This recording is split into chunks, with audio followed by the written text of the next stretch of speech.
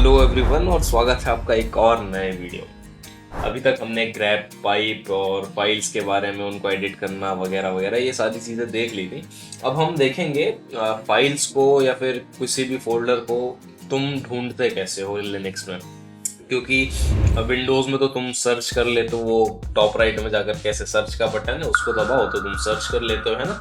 But Linux में terminal के अंदर तुम्हें अगर एक्सेस मिलेगी, मतलब तुम अगर किसी के टर्मिनल में यूज़ कर रहे हो, सपोज SSH है, सिक्योर सॉकेट सेल, देख लेना क्या होता है ये, ठीक है। तो SSH से तुमने कहीं पे लॉगिन करा है तो तुम्हें उसका शेल का एक्सेस मिल गया है। अब शेल यानी कि हमारा यही टर्मिनल, तो अब तुम उसमें फाइल्स कैसे ढूंढोगे, आज हम ये देखेंगे, ठीक। तो जल्दी से वीडियो चालू करते हैं।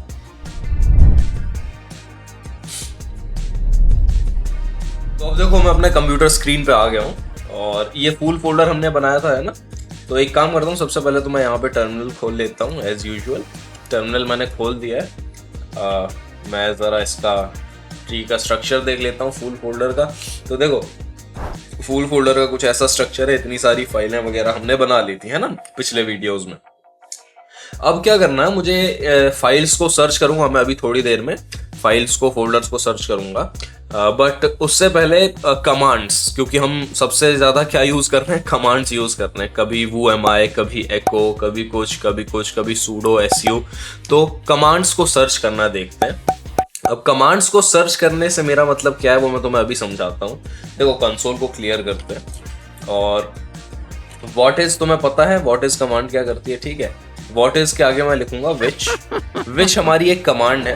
एंटर दबाता हूँ तो देखो locate a command. Which command क्या करती है, लोकेट अ कमांड, यानी दूसरी कमांड्स की जगह बताती है कि दूसरी कमांड्स कहाँ पे प्रेजेंट है।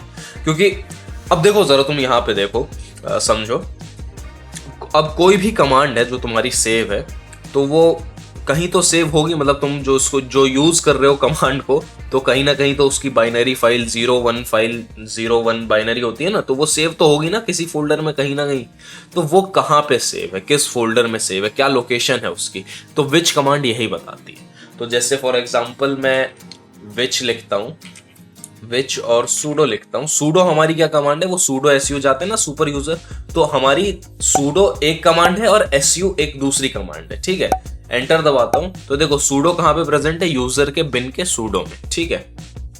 अच्छा सेम इसी तरीके से विच लिखता हूँ मैं और एसयू लिखता हूँ, ठीक है। एसयू कहाँ है, यूजर के बिन के एसयू, ठीक है। तो ये हमें लोकेशन पता चल रही है। विच कमांड क्या करती है, लोकेशन बताती है। अच्छा पाइथन भी इसमें इंस्टॉल्ड है ना।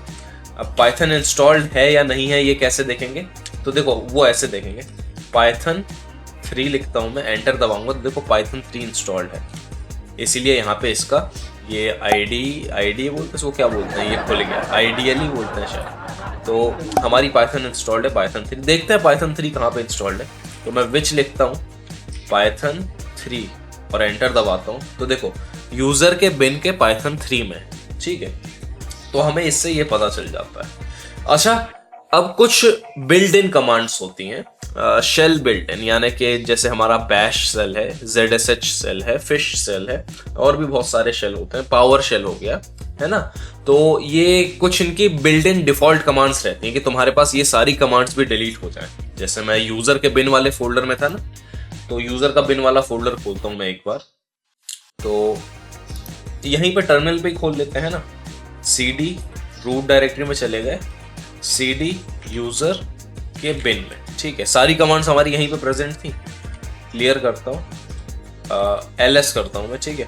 तो देखो यहाँ पे इतनी सारी कमांड्स प्रेजेंट है। ये सारी कमांड्स जो है एडिशनल में है, एडिशनल में किसके, जो हमारा शेल है उसके एडिशनल में भी ये सारी कमांड्स प्रेजेंट है, ठीक है।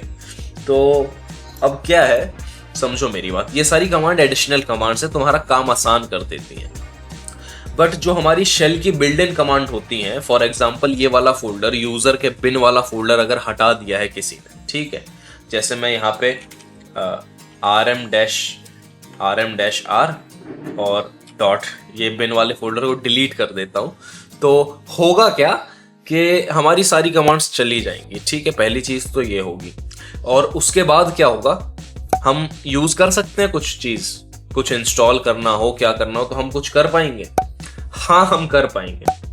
कैसे कर पाएंगे? क्योंकि जो हमारा शेल है ये हमें इतनी पावर देता है कुछ बेसिक्स कमांड की जो हम यूज कर सकते हैं, भले ही हमारी बाकी कमांड्स डिलीट हो जाए। अब ये बिल्ड इन कमांड्स क्या होती हैं, तो एक काम करता हूं, मैं तुम्हें दिखाता हूं।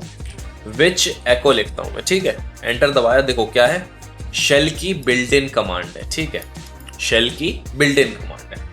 एक कमांड और है रीड, विच रीड, एंटर दबाता हूं, देखो शेल बिल्ड इन कमांड। अच्छा, राइट भी एक कमांड है, विच राइट, एंटर दबाया, अच्छा नहीं राइट कमांड नहीं है, राइट एफ ऐसा कुछ है, which write F, command not found, कुछ तो है, अब मेरे को याद नहीं आ रहा है क्योंकि शेल की बिल्ड इन कमांड्स मैं भी बहुत कम यूज करता हूं।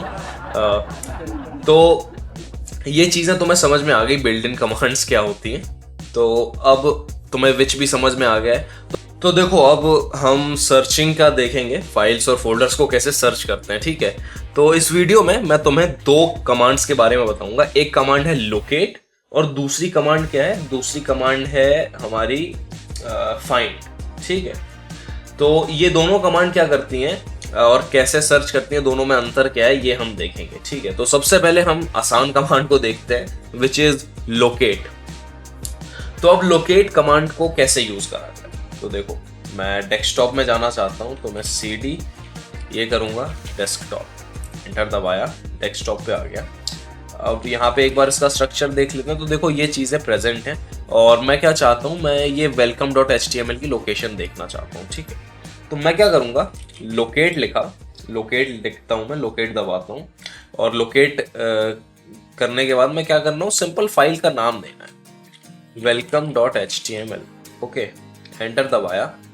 तो देखो plocate.db, नो सच फाइल और डायरेक्टरी प्रेजेंट।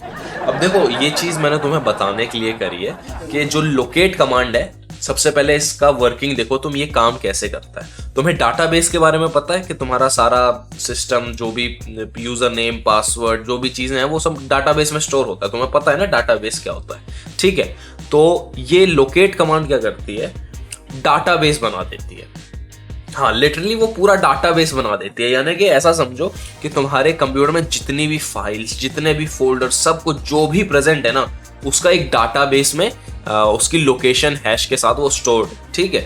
तो होता क्या है, जब तुम लिखते हो welcome.html ढूंढना है, तो वो डिस्क में सर्च ना करने की बजाय वो उस डाटाबेस में क्वेरी करती है, डाटाबेस में सर्च करती है, और वो डाटाबेस का नाम क्या है, plocate.db, ठीक है। तो ये क्या करता है, डाटाबेस से अब क्योंकि रीड राइट आसान हो जाता है तो हमें बहुत जल्दी इसका आउटपुट मिल जाता है। तो लोकेट कमांड कुछ ऐसे काम करती है।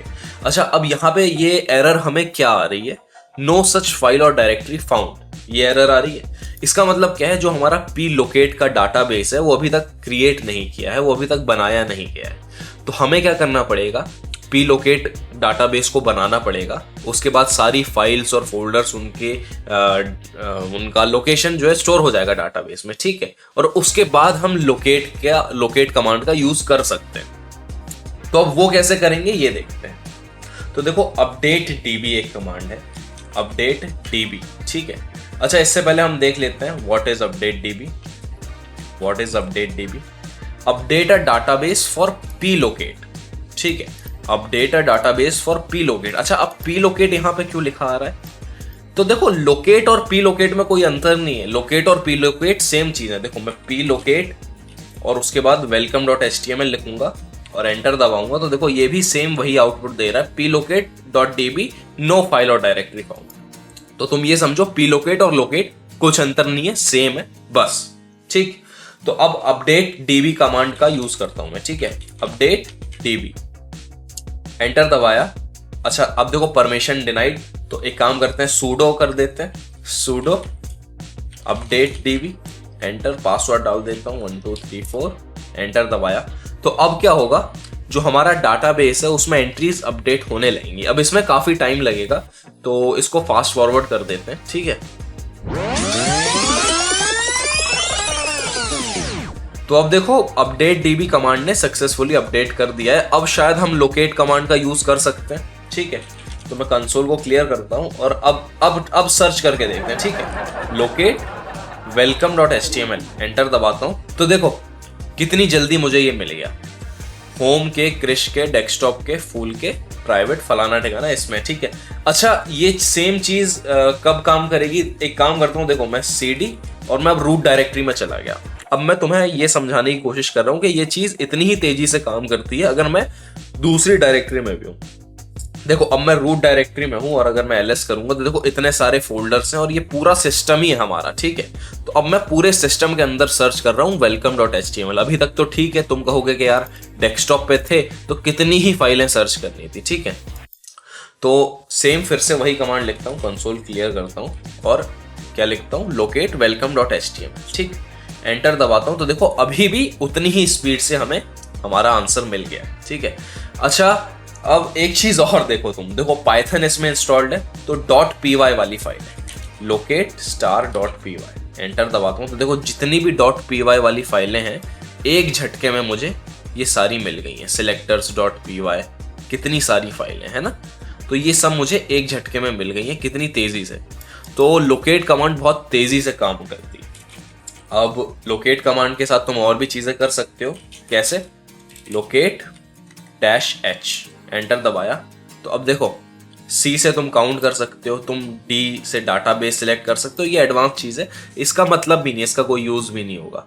तो R से रेगुलर एक्सप्रेशन से तुम पता ही है रेगुलर एक्सप्रेशन क्या होते हैं, नहीं पता है तो रेगुलर एक्सप्रेशन देख लेना एक बार, ठीक है, क्या होता है। वैसे तो मैंने शायद तुम्हें बता रखा है रेगुलर एक्सप्रेशन एडिटिंग फाइल्स के वीडियो में, तो एक बार जाकर के उसे देख लो तुम, ठीक। तो अब हमें लोकेट कमांड समझ में आ गई। अच्छा काउंट एक बार करके देख लेते हैं, ठीक है। मैं लिखता हूं लोकेट -c और फिर से *.py, एंटर दबाता हूं तो देखो 30,979 रिजल्ट्स मिले हैं हमें, और कितने मुश्किल से 1 सेकंड में, 1 सेकंड भी नहीं लगा होगा, आधा सेकंड है शायद।